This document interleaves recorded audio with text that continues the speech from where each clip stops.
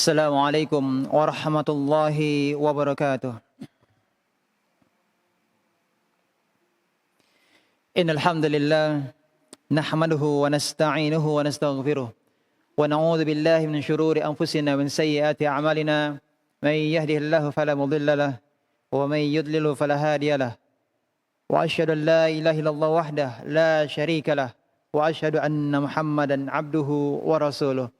Allahumma salli wa sallim ala nabiyyina Muhammad wa ala alihi wa ashabihi wa man ittaba'ahum bi ihsanin ila yaumiddin.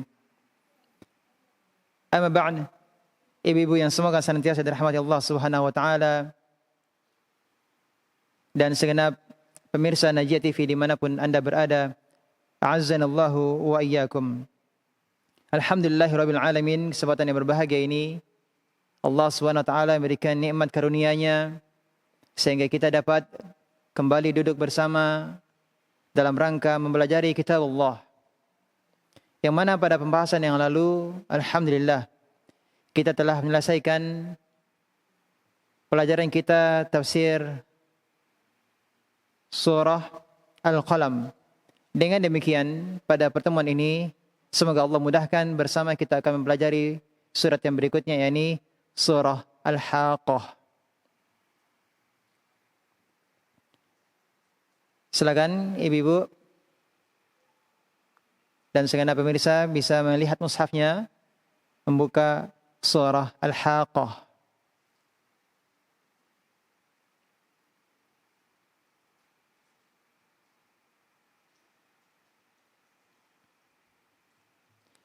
Surah Al-Haqqah adalah surat Makkiyah. Artinya surat yang diturunkan sebelum hijrah Nabi sallallahu alaihi wasallam ke kota Madinah. Al-Haqqah artinya adalah hari kiamat. Dan Al-Haqqah adalah salah satu di antara nama-nama hari kiamat. Jadi hari kiamat banyak namanya yang masing-masing nama memiliki makna tertentu. Ya, masing-masing nama memiliki makna tertentu. Contohnya As-Sa'ah. As-Sa'ah artinya hari kiamat. Hari kiamat dikatakan As-Sa'ah karena hari kiamat adalah hari yang datang tiba-tiba. Kemudian juga dikatakan hari kiamat itu dinamakan dengan Al-Qiyamah, dari kata qiyam, berdiri. Karena kita semuanya,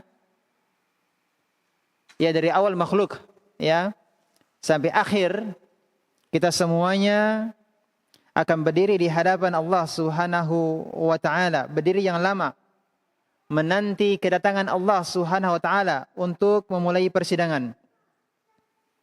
Hari kiamat juga disebut dengan Yaumul Hisab, Yaumuddin. Apa artinya?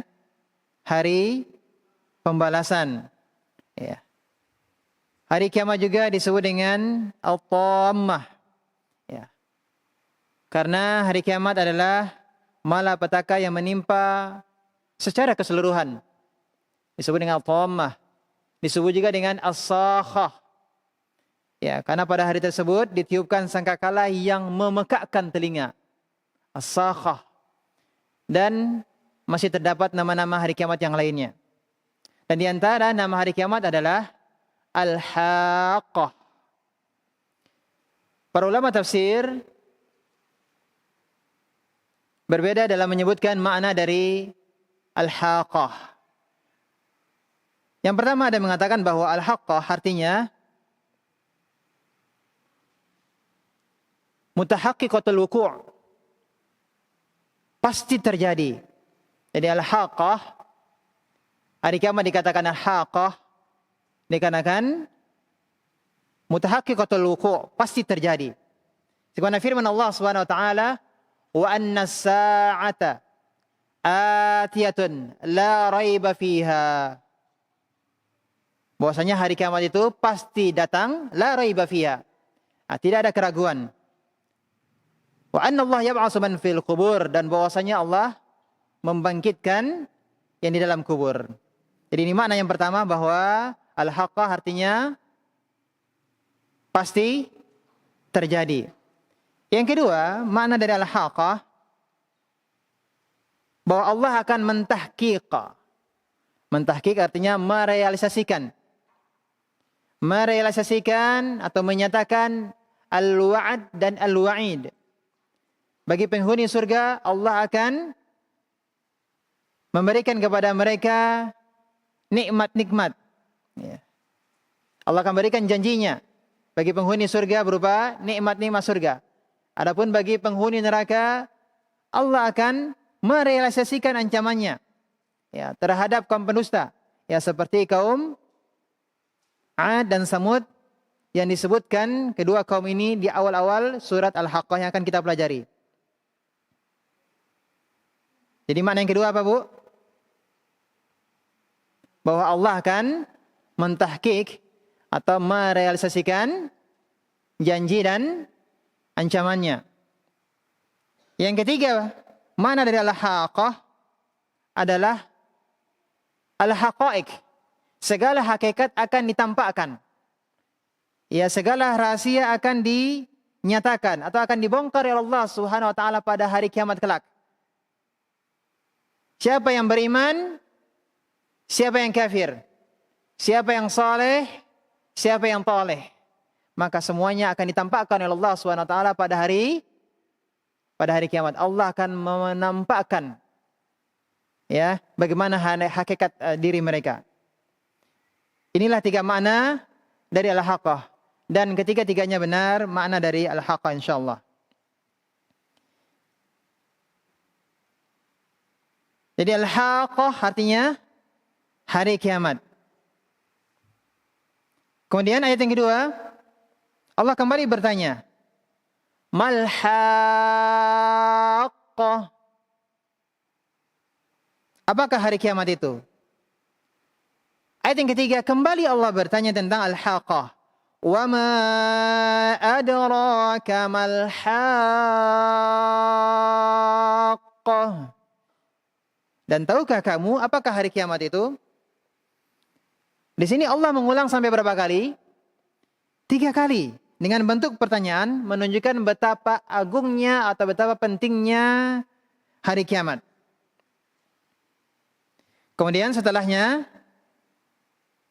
Allah menyampaikan pertanyaan tentang Al-Haqqah, Allah menjelaskan pada ayat setelahnya, yakni tentang keadaan kaum-kaum yang dibinasakan oleh Allah Subhanahu wa taala. Ya, sebenarnya tadi telah kita sebutkan di antara makna Al-Haqqah, yakni hari di mana Allah mewujudkan ancaman-ancamannya. Ayat yang keempat, Kadzabat Thamud wa 'Adun bil qari'ah.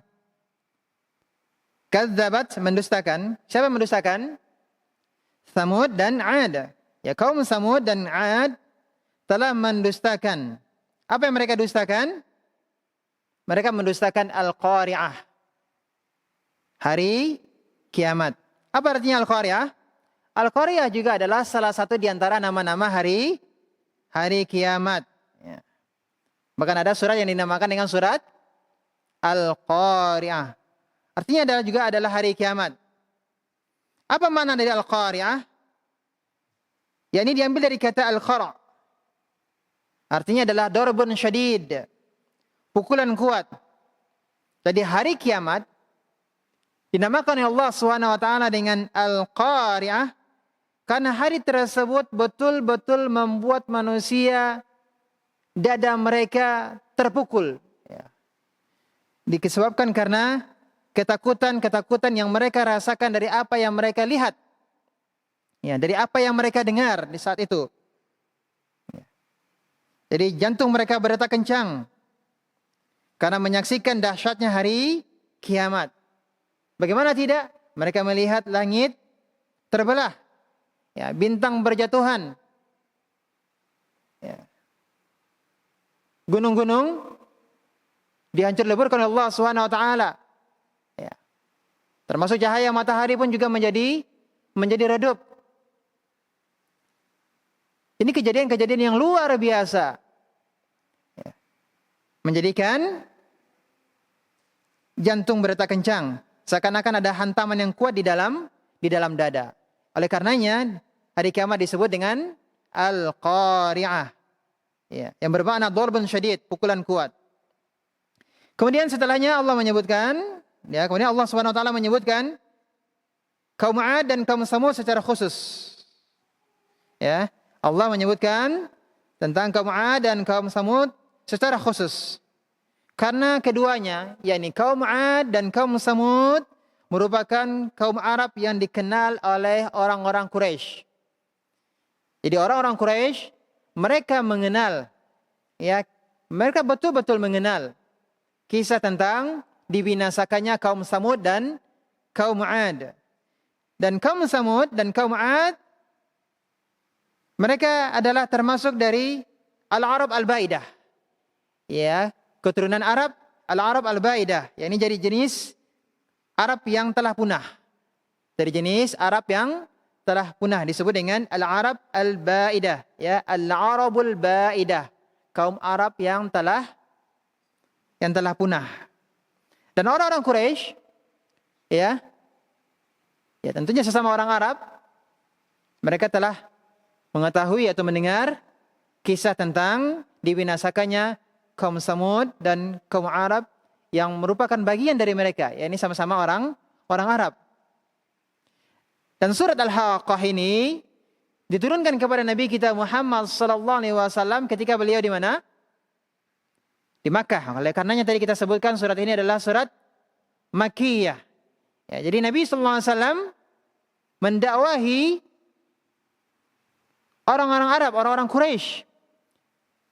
Ya.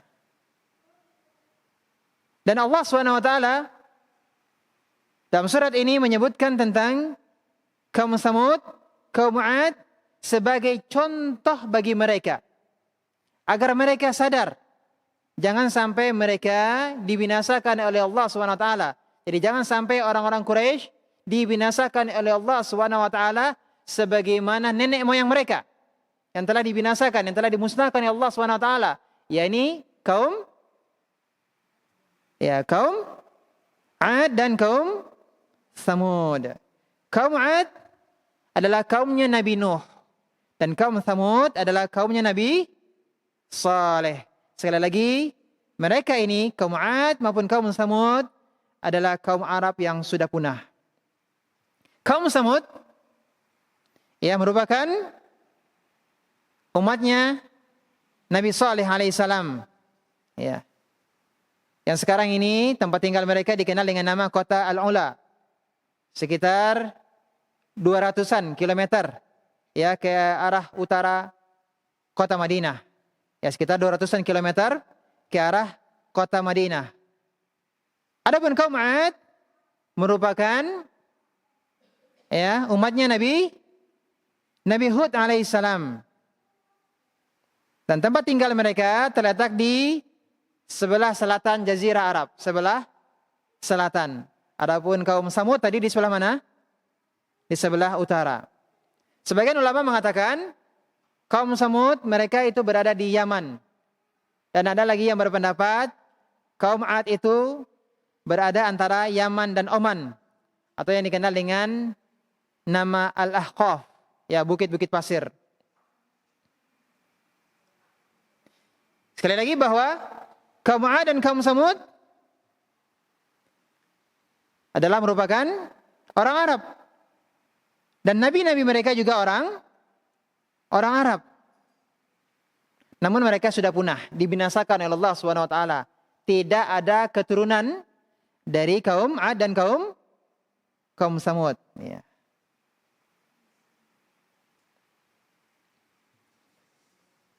Maka apa faedah Allah menyebutkan kisah tentang kaum Samud dan kaum 'Ad untuk orang-orang Quraisy, Bu? Apa faedahnya? Apa faedahnya?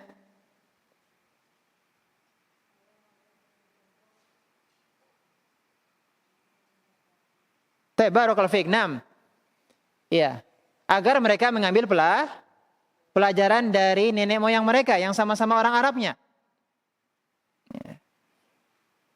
yang telah dibinasakan oleh Allah Subhanahu wa taala disebabkan karena mereka mendustakan nabi-nabi yang diutus kepada mereka. Jadi mereka mengenal kaum 'Ad dan mengenal kaum Samud.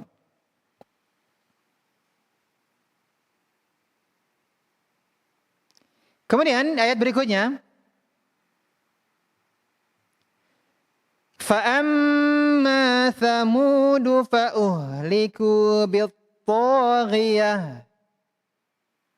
فَأَمَّا adapun Thamud, kaum Thamud, fa'uhliku, mereka telah dibinasakan bit-taghiyah, dengan kejadian yang luar biasa. Kaum Thamud mereka dibinasakan dengan sayhah. Sayhah itu adalah suara yang sangat keras. Akan tetapi di dalam ayat ini Allah tidak menyebutkan bis-sahiyah atau bis-sayhah. Ya, Allah tidak menyebutkan bis-sayhah dengan suara yang keras, tapi Allah mengatakan bit-taghiyah. Ya, Allah menggunakan kata taghiyah. Apa artinya taghiyah? Sesuatu yang melampaui batas. Ada dua penafsiran dari kata taghiyah. Tafsiran yang pertama, Allah Subhanahu wa taala menggunakan kata taghiyah dalam ayat yang kelima ini, ayat yang kelima, untuk menjelaskan bahwa mereka, yakni kaum Tsamud, dibinasakan dengan suara keras yang melampaui batas. Ya. Dengan suara yang keras, dengan suara yang tidak normal, yang tidak wajar. Suara yang sangat melampaui batas. Kita saja di zaman sekarang ini, kalau kita mendengar suara gemuruh, ya, mendengar suara guntur,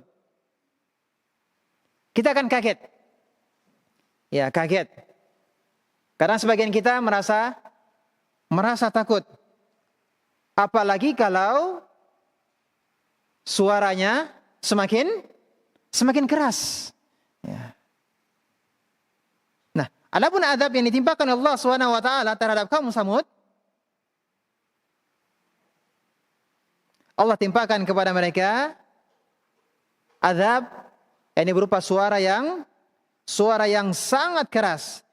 Sehingga kemudian Allah katakan dengan bit-taghiyah, yang melampaui batas. Ini maksudnya adalah kejadian yang luar biasa, bukan suara yang keras yang biasa, tapi suara yang sangat keras, suara yang membinasakan. Sehingga membuat mereka semuanya meninggal dunia. Jadi Allah SWT membinasakan kaum Tsamud dengan apa? Dengan suara guntur yang sangat keras, yang melampaui batas, yang membuat mereka semuanya tewas. Ini pendapat yang pertama, dikatakan dengan taghiyah. Ya. Pendapat yang kedua, yang dimaksud dengan taghiyah, yang melampaui batas. Yang dimaksud dengan melampaui batas, ya ini adalah seorang yang telah membunuh untanya Nabi Saleh alaihissalam. Dia telah berbuat zalim. Dia telah melampaui batas dengan membunuh unta Nabi Saleh. Yang dikatakan namanya adalah Qudar bin Salif. Namanya siapa? Qudar bin Salif. Sebagaimana kita ketahui bahwa Nabi Saleh diutus kepada kaum Tsamud dengan Allah kirimkan untuknya yakni unta sebagai mukjizat dari Nabi Saleh. Allah kirimkan bersamaan dengan Nabi Saleh yakni unta sebagai mukjizatnya. Dan Nabi sallallahu alaihi wasallam yakni Nabi Saleh telah melarang kaumnya jangan sampai mengganggu unta tersebut. Ya. Nabi Saleh mengingatkan, "Fadaruha, tinggalkan dia.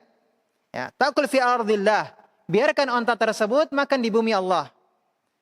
Wala tamassuha, jangan kalian menyentuhnya."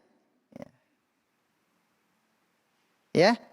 Jangankan mengganggunya, menyentuh pun ya, dilarang. Wala tamassuha bisu. Jangan kamu mengganggunya. Ya, faya'khudhukum 'adzabun qarib. Namun jika kalian melanggar, kalian tetap mengganggu onta tersebut, faya'khudhukum 'adzabun qarib. Maka kalian akan ditimpakan, akan disegerakan mendapatkan adab dari Allah Subhanahu wa taala.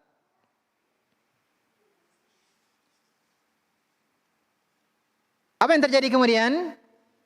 Mereka mengabaikan larangan Nabi Saleh tersebut. Sebagaimana firman Allah Subhanahu wa taala, "Kadzdzabat Tsamud bi taghwaha." Kaum Samud mendustakan rasulnya. "Idz ba'atsa ashqaha." Ya. Mereka telah melampaui batas ketika bangkit orang yang paling celaka di antara mereka. Siapa namanya? Qudar bin Salih. Jadi kaum Nabi Saleh, mereka bermusyawarah. Maka kemudian berdirilah seseorang yang bernama Qudar bin Salih. Dia bangkit berdiri untuk membunuh onta Nabi Saleh alaihissalam. Maka dia dikatakan dengan taghiyah, orang yang sangat zalim, yang telah melampaui batas. Karena dia berani, dia nekat untuk membunuh onta Nabi Saleh. Inilah yang dimaksud. Tafsiran yang kedua, fa'amma Tsamudu, adapun kaum Tsamud, fa'uhliku, mereka telah dibinasakan bitaghiyah, disebabkan karena kezaliman seseorang yang telah melampaui batas, yaitu Qudar bin Salih.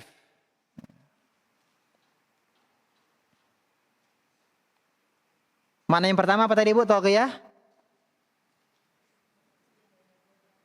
Apa yang melampaui batas? Azab yang Allah timpakan kepada kaum Samud. Berupa sayhah, suara yang sangat keras, yang tidak normal, yang melampaui batas, yang membinasakan mereka. Jadi taghiyah yang pertama maknanya terkait dengan azab yang ditimpakan kepada kaum Tsamud. Adapun makna yang kedua, tafsiran kedua dari taghiyah adalah orang yang melampaui batas, yakni Qudar bin Salih yang telah membunuh onta Nabi Saleh. Namun Bu, yang melakukan pembunuhan terhadap onta Nabi Saleh berapa orang? Satu, Qudar bin Salih. Namun Allah katakan fakadzabuhu, mereka mendustakannya, fa'aqaruha, dan menyembelihnya. Dalam surah Asy-Syams Allah katakan mereka menyembelihnya, padahal yang menyembelih berapa orang? Satu. Namun Allah katakan fa'aqaruha, mereka telah menyembelihnya. Ini ketika mempelajari tafsir surat Asy-Syams, ini telah kita bahas, masih ingat Bu? Kenapa dikatakan mereka telah menyembelihnya? Padahal yang menyembelih hanya satu.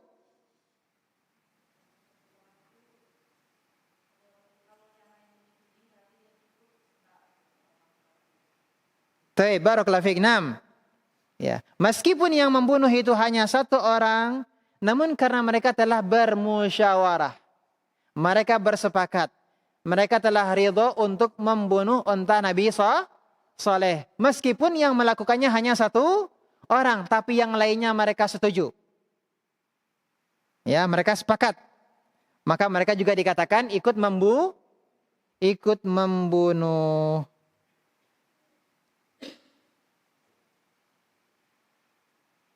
Oleh karenanya, yang mendapatkan adab tidak hanya Qudar bin Salih, tapi semuanya yang bersepakat, ya mereka ditimpakan adab oleh Allah Subhanahu wa taala. Maka dikatakan fa'uhliku, mereka dibinasakan bitaghiyah, disebabkan karena seorang yang telah melampaui batas.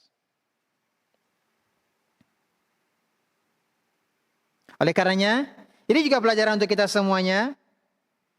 Jangan sampai kita diam, apalagi setuju, ya, jika kita melihat adanya kemaksiatan. Ya, kita menyaksikan di depan mata kita ada kesyirikan, ada kekufuran. ya, kita biarkan saja. Kita tidak mengingkarinya.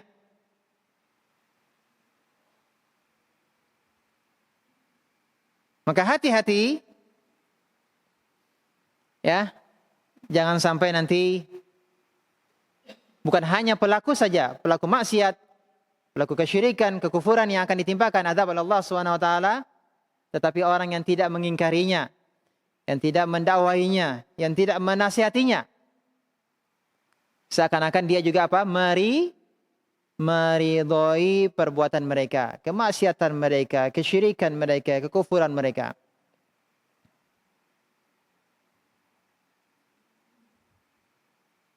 Maka dia juga bisa mendapatkan dosa terkena dampak dari perbuatan tersebut, sebagaimana yang dialami oleh kaum Samud. Ayat berikutnya, ayat yang keberapa? Ayat yang ke-6. Setelah menyebutkan tentang kaum Samud, Allah menyebutkan tentang kaum Ad. Wa amma 'adun fa uhliku birihin sarsarin 'atiyah. Wa amma, adapun Ad, kaum Ad, fa uhliku, maka mereka telah dibinasakan birihin sarsarin 'atiyah. Mereka dibinasakan dengan angin yang sangat dingin, lagi amat kencang. Mana yang lebih dahulu, Bu? Kaum 'Ad ataukah kaum Samud? Mana yang lebih dahulu ada?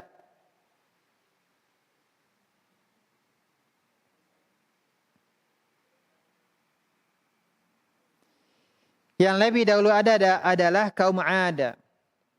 Namun penyebutan dalam ayat ini disebut terlebih dahulu siapa? Samud. Kaum 'Ad lebih dahulu ada dibandingkan kaum Samud. Makanya kaum 'Ad disebut dengan kaum 'Adanil ula. Kaum 'Ad yang pertama. Adapun kaum Samud disebut dengan kaum 'Ad yang kedua. Kaum Samud disebut dengan kaum 'Ad yang kedua. Jadi mana yang lebih dahulu ada? Yang lebih dahulu ada adalah kaum 'Ad. Jadi kaum Samud adalah keturunan dari kaum 'Ad. Ya, mereka lebih dahulu ada. Intinya, kaum 'Ad adalah kaum yang juga dibinasakan oleh Allah Subhanahu wa taala. Kalau Samud tadi dibinasakan dengan suara yang kencang, kalau kaum 'Ad dibinasakan dengan apa, Bu? Dengan angin yang sangat dingin. Birih, rih itu artinya angin. Mereka dibinasakan dengan angin yang sangat dingin lagi kencang. Kaum 'Ad memiliki keistimewaan. Ya, mereka diberikan nikmat oleh Allah Subhanahu wa taala. Nikmat tersebut berupa kekuatan fisik, tubuh mereka yang kuat. Allah sebutkan dalam surat Al-A'raf ayat 69. Dan ingatlah ketika Allah menjadikan kamu sebagai khalifah-khalifah setelah kaum Nuh. Wa zadakum fil khalqi bastah.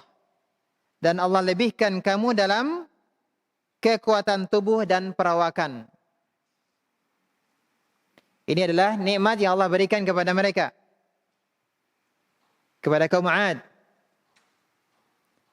Namun justru hal tersebut menjadikan mereka sombong.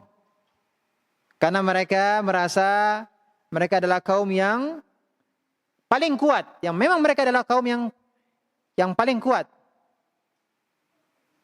Namun hal tersebut menjadikan mereka sombong.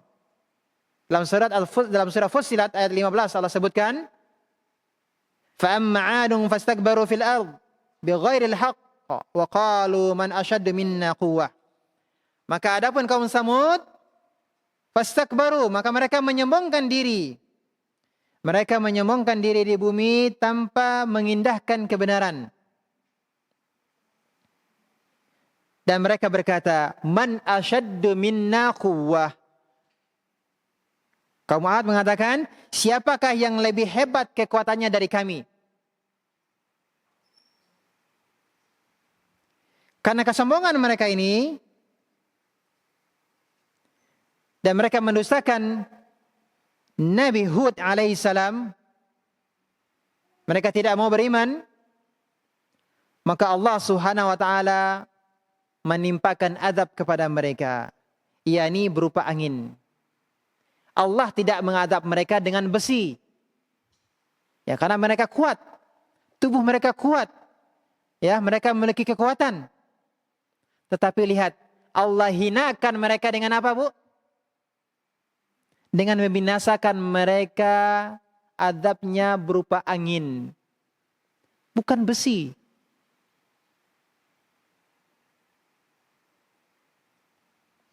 Akan tetapi angin tersebut bukanlah angin yang biasa. Angin yang disebutkan rih, apa tadi, Bu? Ya, birihin sarsarin atiyah. Disifati dengan sarsarin atiyah. Yang dimaksud dengan angin sarsarin atiyah, ini ada 3 sifat. 3 sifat pada angin tersebut. Yang pertama, sifat dari angin yang Allah sebutkan sarsarin atiyah, angin yang sangat dingin yang menyiksa. Sifat yang pertama apa? Angin yang sangat dingin yang menyiksa.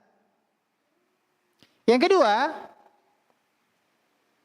sifat dari sarsarin atiyah, yaitu angin yang sangat bising dan keras. Angin yang sangat bising dan keras. Yang ketiga, sifat yang ketiga dari sarsarin atiyah adalah angin yang sangat kencang. Angin yang sangat kencang. Dan lihatlah bagaimana kencangnya angin tersebut. Allah terangkan dalam surat yang lain, yakni dalam surat Al-Qamar. Dalam surat Al-Qamar Allah katakan, inna arsalna alaihim rihan sarsara fi yaumi nahsim mustamir. Sesungguhnya kami telah menghembuskan rihan sarsara, angin yang sangat kencang, ya, kepada mereka pada hari nahas yang terus menerus. Tanzi'un nasa ka'annahum a'jazu nakhlim munqa'ir. Ya. Jadi angin tersebut terus menerus, ya, menerpa mereka. Angin kencang terus menerus tidak berhenti, yang membuat mereka bergelimpangan. Mereka bagaikan a'jazu nakhlim munqa'ir, bagaikan pohon-pohon kurma yang tumbang dengan akar-akarnya.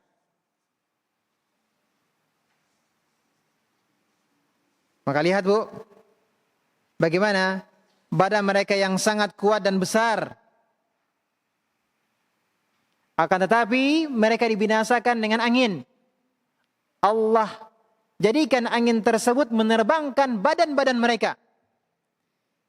Ya. Diterbangkan ke angkasa. Ketika angin tersebut yang akan membinasakan mereka datang, maka mereka mencari tempat persembunyian yang aman.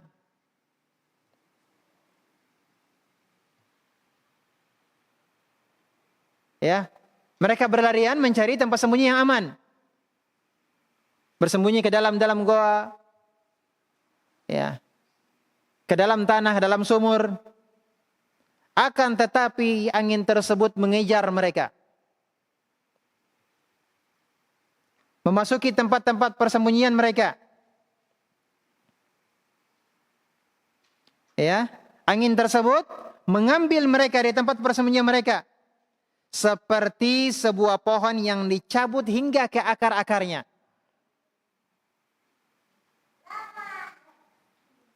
Lihat bagaimana mereka disiksa oleh Allah Subhanahu wa taala dengan angin. Perhatikan kembali ayat yang ke-7 dari surah Al-Haqqah. Sakhkharaha 'alaihim sab'a layalin wa thamaniyata ayyamin husuma. Allah menimpakan angin itu kepada mereka. Berapa lama? Sab'a layal, selama 7 malam. Wa thamaniyata ayyam, dan 8 hari. Terus menerus. Fataral qauma fiha sar'a. Maka kamu lihat kaum 'Ad pada waktu itu mati bergelimpangan.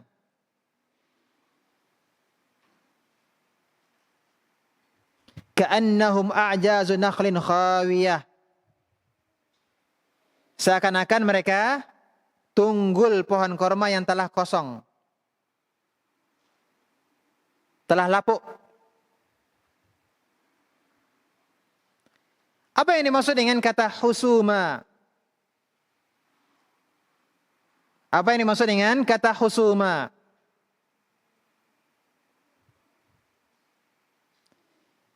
Tafsiran yang pertama, husuma bermakna mutatabi'a. Terus menerus. Tidak berhenti angin tersebut berhembus. Ya, mereka diputar oleh angin selama berapa lama tadi? 7 malam 8 hari. Bayangkan, Bu. Selama sepekan. Ya, mereka dimain-mainkan oleh angin yang kencang. Ya, diputar-putar. Tidak ada istirahatnya, tidak ada berhentinya. Ya. Mana kekuatan mereka? Apa yang mereka sombongkan? Ternyata mereka dikalahkan oleh angin. Pendapat yang kedua, husuma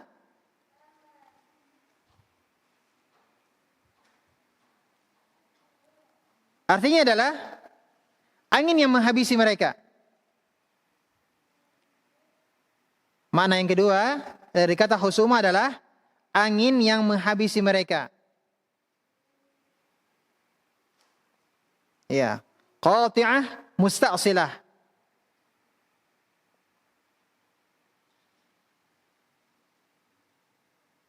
Artinya memutuskan.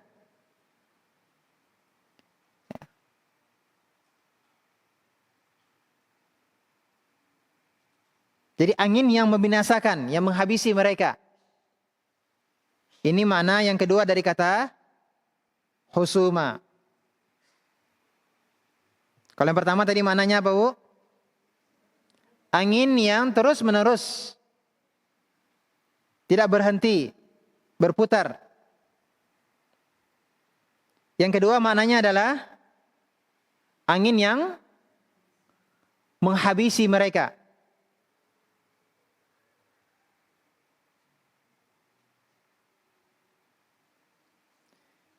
Kemudian fataral qauma fiha sar'a ka'annahum a'jazu nakhlin khawiyah.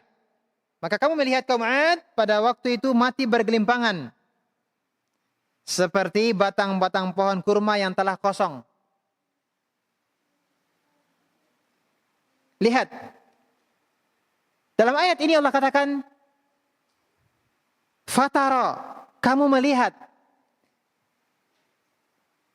Apakah Nabi kita Muhammad SAW melihat kejadian tersebut? Iya atau tidak, Bu? Jawabannya tidak. Rasulullah SAW tidak menyaksikan bagaimana Allah membinasakan kaum Ad. Akan tetapi Allah katakan fataral qauma. Allah katakan kepada Nabi SAW, fataral qauma. Kamu melihat kaum tersebut. Ini dalam bahasa Arab. Susunan kalimat seperti ini menunjukkan sesuatu yang sangat dahsyat. Seakan-akan Nabi kita Muhammad SAW melihat secara langsung kejadian tersebut. Ini menunjukkan apa, Bu? Sesuatu yang sangat dahsyat. Seakan-akan engkau melihatnya langsung. Dan bagi kita yang membaca ayat ini, seakan-akan juga kita melihat kejadian tersebut. Karena begitu dahsyatnya Allah SWT menggambarkan tentang kejadian tersebut. Sehingga seakan-akan kita juga turut melihatnya, menyaksikan bagaimana mereka dibinasakan oleh Allah SWT. Kalau kita menyaksikan, maka kita akan mendapati pemandangan bagaimana mereka seperti pohon-pohon kurma yang kosong. Seperti pohon-pohon kurma yang kosong. Para ulama menjelaskan kenapa dikatakan seperti pohon kurma yang telah kosong. Karena begitu kencangnya angin tersebut memutar-mutar mereka. Sampai-sampai membuat isi perut mereka keluar. Tidak ada yang tersisa. Makanya dikatakan seperti apa, Bu? Pohon kurma yang sudah kosong. Karena mereka diputar sehingga menyebabkan apa? Isi perut mereka keluar semuanya. Maka berarti yang ada apa, Bu? Tinggal kulit. Ya, isi perut mereka sudah kosong. Ada juga pendapat yang lain mengatakan bahwa angin yang menyiksa mereka itu masuk ke dalam mulut mereka. Sehingga kemudian angin tersebutlah yang mengeluarkan apa yang ada di dalam tubuh mereka. Maka perumpamaan mereka seperti pohon kurma yang batangnya telah kosong. Jadi pendapat yang pertama mengatakan, menjelaskan, karena mereka diputar-putar sehingga keluarlah apa yang ada dalam perut mereka. Pendapat yang kedua mengatakan angin masuk ke dalam perut mereka sehingga mengeluarkan isinya. Sehingga mereka dikatakan seperti pohon kurma yang telah kosong.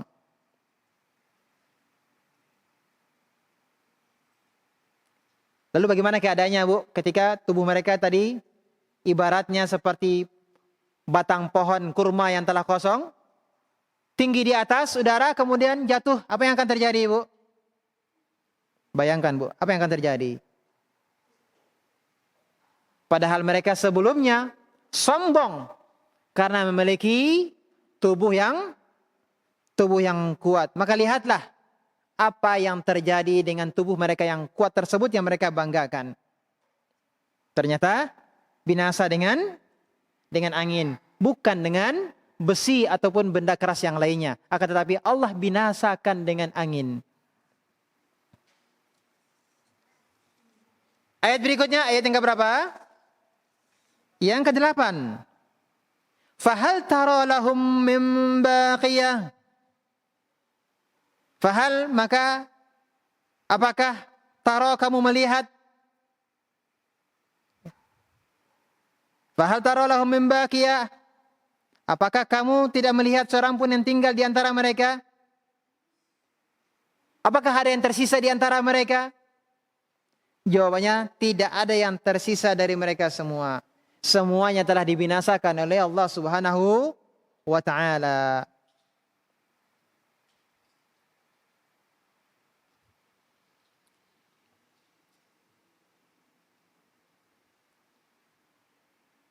Kemudian ayat yang ke-9. Setelah Allah menjelaskan tentang kaum Samud, kaum Ad, kemudian Allah jelaskan tentang kaum lainnya yang dibinasakan oleh Allah Subhanahu wa taala. Siapa itu? Fir'aun dan bala tentaranya. Ayat yang ke-9. Wa jaa'a Fir'aun wa man qablahu wal mu'tafikatu bil khati'ah. Wa jaa'a, dan telah datang Fir'aun wa man qablahu, dan orang-orang yang sebelumnya, wal mu'tafikatu bil khati'ah, dan penduduk negeri-negeri yang dijungkir balikkan bil khati'ah, karena kesalahan yang besar. Setelah Allah Subhanahu wa taala menjelaskan tentang kaum Ad dan kaum Samud, Allah Subhanahu wa taala kemudian menyebutkan tentang Fir'aun. Wa jaa'a Fir'aun, dan datang Fir'aun. Dalam ayat ini hanya disebutkan Fir'aun, namun maksudnya adalah yang dibinasakan oleh Allah tidak hanya Fir'aun, akan tetapi Fir'aun dan para pengikutnya, Fir'aun dan bala tentaranya. Hanya saja Allah hanya menyebutkan Fir'aun dalam ayat ini. Allah hanya menyebut Fir'aun. Kenapa? Karena biang keroknya, biang keladinya, penyebab utamanya siapa? Fir'aun. Sebab mereka dibinasakan disebabkan karena Fir'aun. Jadi Allah menyandarkan kesalahan kepada Fir'aun.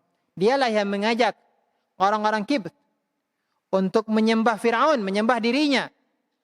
Dan kemudian mereka disebabkan karena taat, ya, menyembah Fir'aun, maka mereka juga dibinasakan oleh Allah Subhanahu wa taala. Mereka mendapatkan azab sebagaimana Allah membinasakan Fir'aun. Ini terkait dengan kaumnya Nabi siapa ini, Bu? Fir'aun? Nabi Musa. Mereka telah mendustakan Nabi Musa.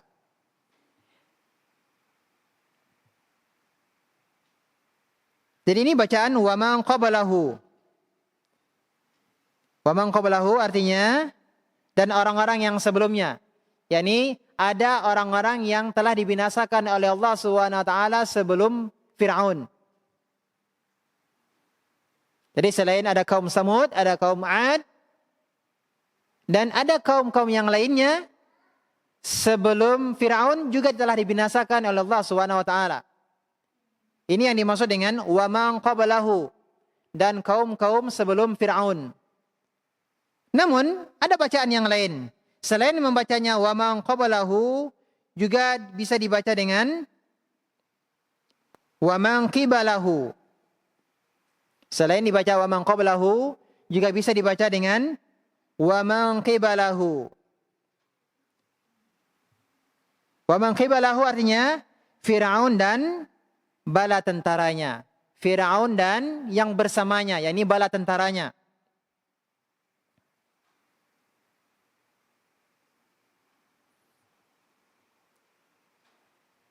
Sampai di sini jelas, Bu? Ada dua di sini, Bu, ya. Wa man qablahu berarti orang-orang yang dibinasakan sebelum Firaun. Tapi kalau dibaca wa man qibalahu artinya Firaun dan para bala tentaranya. Ya, mereka juga dibinasakan. Tidak hanya Firaun, akan tetapi juga para bala tentaranya. Kemudian al-mu'tafikat. Apa yang dimaksud dengan al-mu'tafikat? Al-mu'tafikat, negeri-negeri yang dijungkir balikkan. Al-mu'tafikat, negeri-negeri yang dijungkir balikkan. Yang dimaksud dengan hal ini siapa, Bu? Yakni kaumnya Nabi Lut alaihissalam. Kaumnya Nabi Lut dikatakan al-mu'tafikat karena mereka terdiri dari beberapa suku. Ya, kaumnya Nabi Lut terdiri dari beberapa suku. Sehingga negeri mereka dibalikkan, maka dikatakan al-mutafikat, menggunakan kata jamak. Artinya, suku-suku yang dibalik oleh Allah Subhanahu wa taala. Ya, suku-suku yang negeri mereka dibalik oleh Allah Subhanahu wa taala.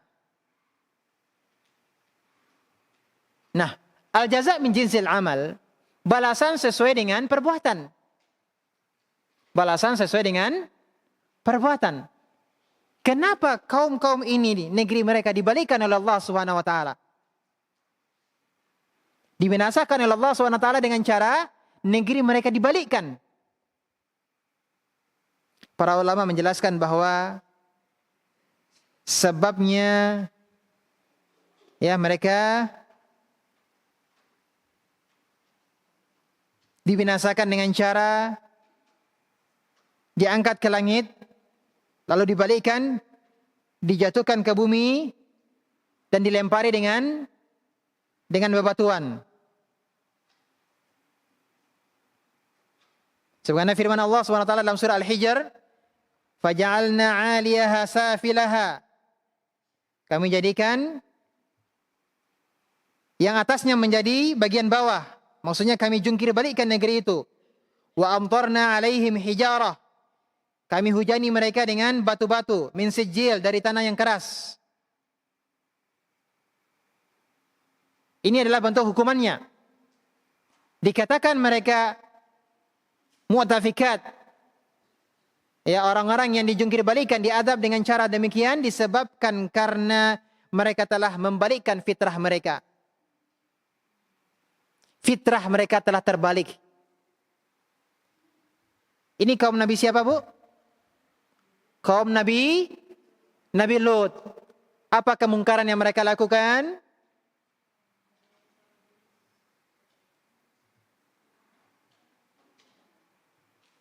Laki-laki suka dengan laki-laki. Berarti fitrah mereka telah terbalik. Fitrah mereka telah terbalik.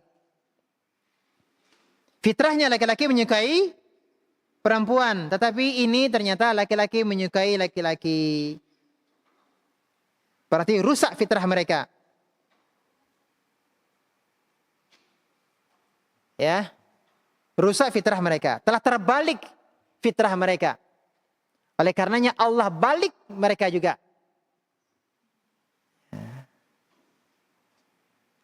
Balasan sesuai dengan perbuatan.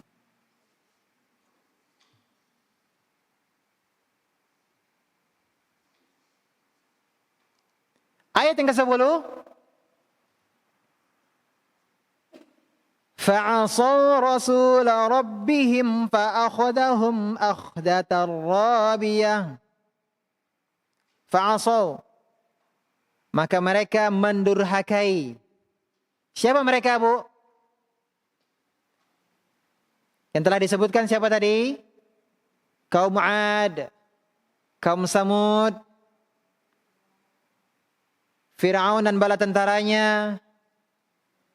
Kemudian kaum Nabi Lut. Mereka telah mendurhakai Rasul Rabb mereka. Ya, mereka telah mendustai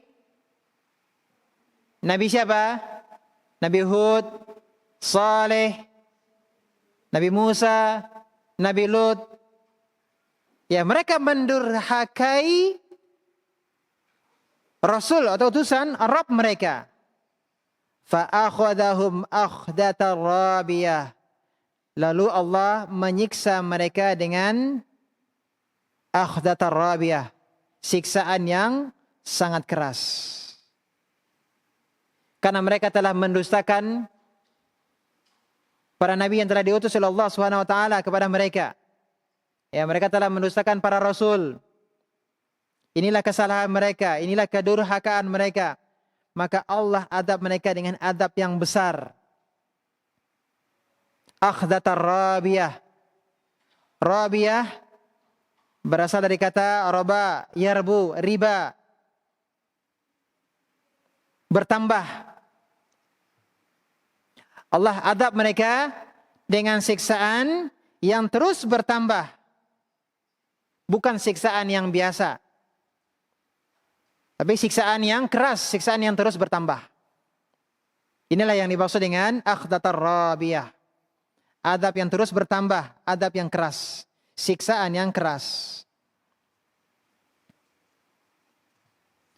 Ayat berikutnya, ayat yang ke-11.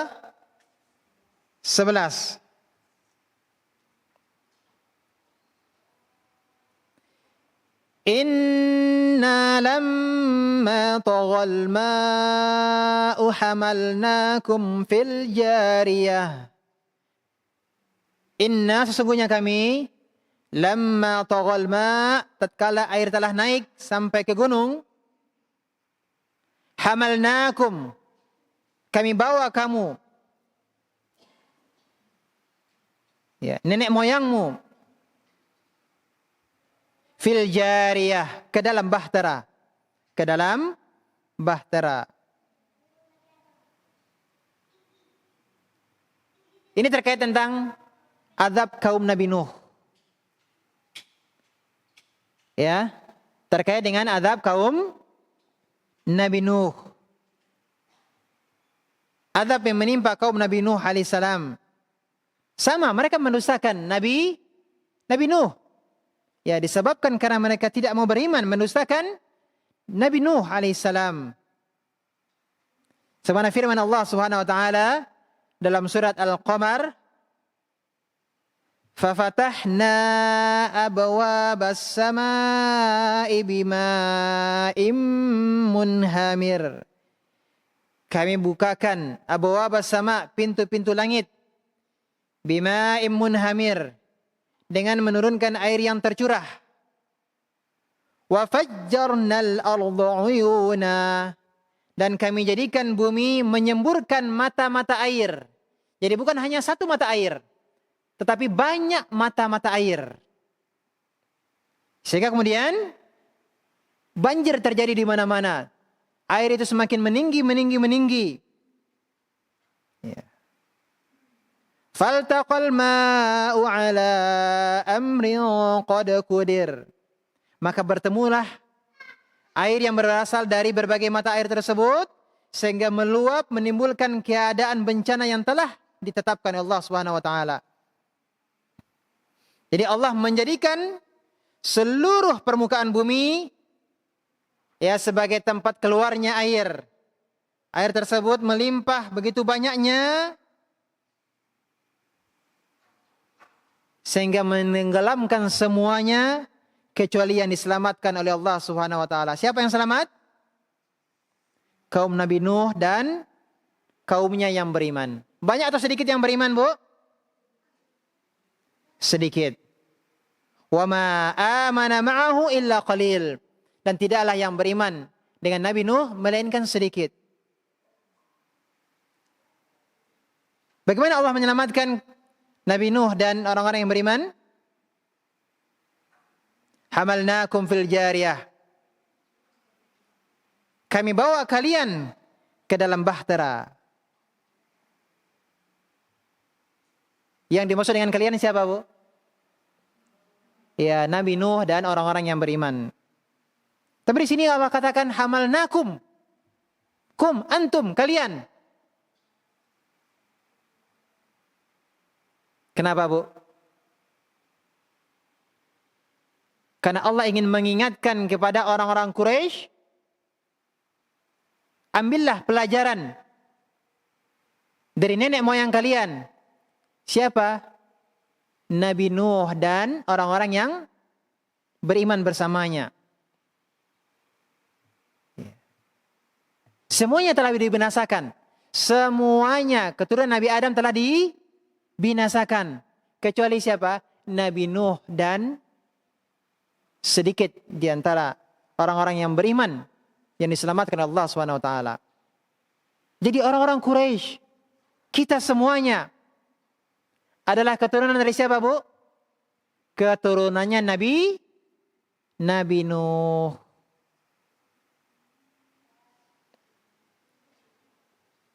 Jadi di sini Allah katakan hamalnakum. Kami telah membawa kalian. Ya. Maksudnya adalah nenek moyang kalian. Nabi Nuh dan orang-orang yang beriman. Fil jariyah. Fil jariyah. Ini diselamatkan, dinaikkan kepada bahtera yang besar. Maksudnya adalah as-safinah al-jariyah. Bahtera yang berlabuh. As-safinah al-jariyah. Bahtera yang berlabuh.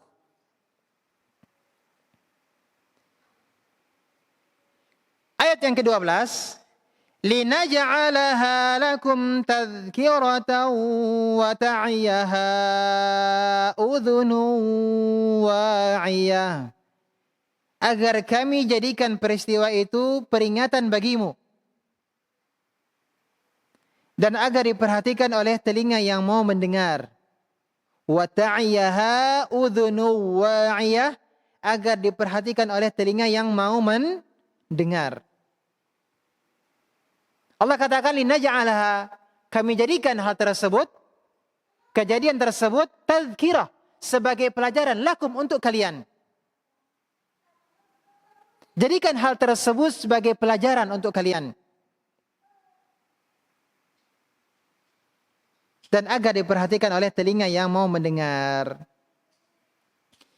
Jadi Allah SWT menceritakan kisah mereka agar menjadi pelajaran dan peringatan bagi kaum Nabi Muhammad sallallahu alaihi wasallam. Wahai orang-orang Quraisy, dan tidak hanya mereka, termasuk kita semuanya umat Nabi Muhammad sallallahu alaihi wasallam, ambillah pelajaran dari kaum-kaum yang telah dibinasakan. Bagaimana mereka membangkang, mereka mendustakan para nabi, para rasul yang diutus kepada mereka. Bagaimana mereka tidak beriman kepada Allah SWT, mereka bermaksiat. Lihatlah bagaimana Allah SWT mengadab mereka. Dan lihatlah akibat dari orang-orang yang beriman. Allah menyelamatkan Nabi Nuh alaihissalam dan orang-orang yang beriman yang bersamanya. Dan mereka sedikit.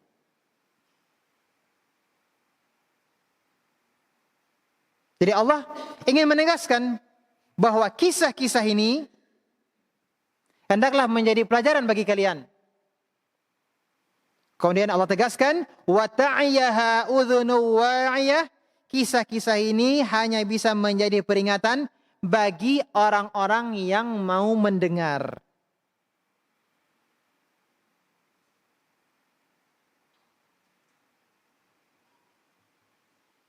Ini peringatan bagi orang-orang kafir Quraisy dan siapa saja yang tidak mau beriman.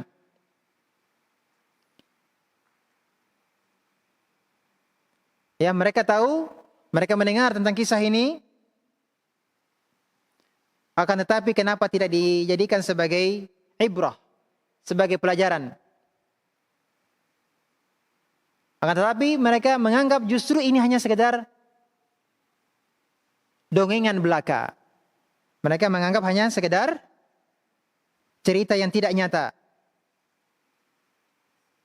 Allah katakan udhunu wa'iyah, telinga yang mau mengilmui dan benar-benar ingin mendengar kisah ini. Maka siapa yang menggunakan telinga mereka betul-betul ingin mendengar tentang kisah-kisah kaum yang telah dibinasakan oleh Allah SWT, maka ini akan bermanfaat untuk mereka, menjadi ibrah pelajaran bagi mereka. Jadi jangan masuk telinga kanan, keluar telinga kiri. Itu maksudnya. Apalagi masuk, jangankan masuk, tidak sampai masih mending masuk telinga kanan, keluar telinga kiri. Yang lebih parahnya lagi, tidak masuk sama sekali. Namun dua-duanya tetap buruk. Dua-duanya tetap buruk. Yang baik adalah yang mendengar dengan baik dan menjadikan apa yang Allah sampaikan sebagai ibrah pelajaran agar kita semuanya taat, tidak mendustakan para nabi, para rasul. Kita semuanya beriman dengan Nabi kita Muhammad sallallahu alaihi wasallam. Baik, kita lanjutkan sedikit.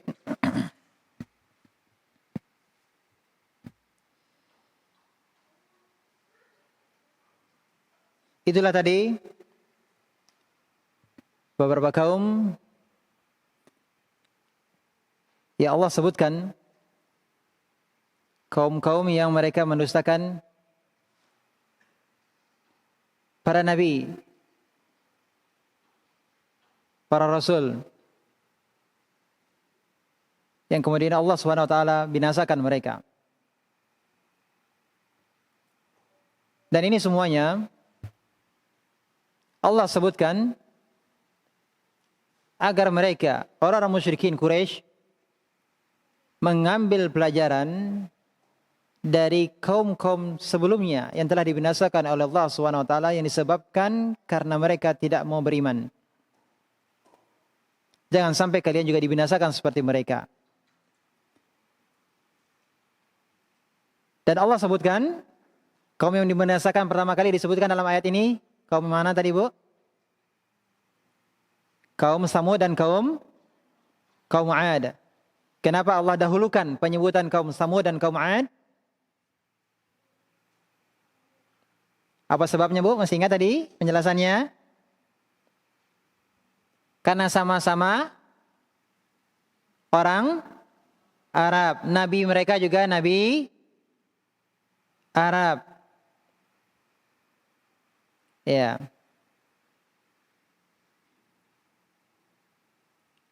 Dan bekas kampung yang dibinasakan oleh Allah SWT tersebut juga mereka masih bisa menyaksikannya. Ya, bekas kampung tempat kaum yang dibinasakan tersebut mereka masih bisa menyaksikannya karena dekat dengan tempat tinggal mereka. Nah, seharusnya ini justru menambah rasa takut mereka. Itu bukti nyata bahwa memang ada kaum yang dibinasakan. Tidak hanya kaum Samud, tidak hanya kaum 'Ad, kaum-kaum yang lainnya Allah sebutkan juga termasuk apa? Kaumnya Nabi Musa, Firaun dan bala tentaranya yang dibinasakan. Kemudian kaumnya Nabi Lut juga Allah sebutkan, yang mereka dijungkir balikan Allah Subhanahu wa taala disebabkan karena fitrah mereka yang terbalik. Al-Mutafikat, negeri-negeri yang dibalikkan. Kemudian juga Allah menyebutkan tentang kaumnya siapa? Nabi Nuh. Nah, jadi setelah menyebut kebinasaan kaum-kaum yang membangkang di dunia, setelah menyebut kebinasaan kaum-kaum yang membangkang di dunia, kemudian setelah ini Allah SWT menyebutkan ancaman-ancamannya di akhirat kelak, yaitu hari kiamat. Jadi ayat-ayat yang akan kita pelajari setelah ini adalah berkenaan dengan hari kiamat. Sesuai dengan nama Al-Haqqah, di antara makna Al-Haqqah adalah sesuatu yang pasti terjadi. Bahwasanya hari kiamat itu pasti terjadi. Dan mana yang lainnya bahwa Allah akan mentahqiq, mewujudkan ancamannya. Di antaranya adalah selain ancaman dunia, ada juga ini terkait dengan ancaman di akhirat. Berkenaan dengan ayat ini, insyaallah ta'ala akan kita pelajari bersama pada pertemuan yang akan datang. Semoga Allah mudahkan.